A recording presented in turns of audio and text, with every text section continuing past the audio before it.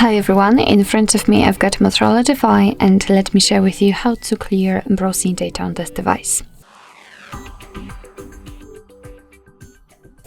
So first of all, let's open your browser. In my case it will be Google Chrome, and now let's tap on the three dots icon in the right upper corner. Now we have to enter the history, and as you can see, this is the list of all previously visited websites.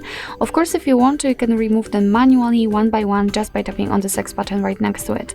But if in your case this list is so wide and impressive, I highly recommend to simply tap on clear browsing data. Thanks to it, you can remove it automatically.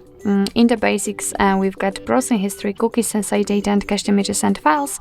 And in advanced, we've got also safety passwords, autofill from data, and site settings.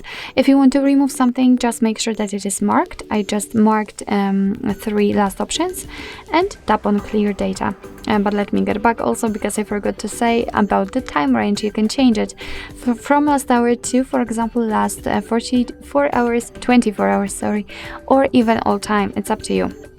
So just tap on clear data and tap on clear. As you can see, the history is empty, which means that we just successfully removed everything. So starting from the browsing history and ending on saved passwords.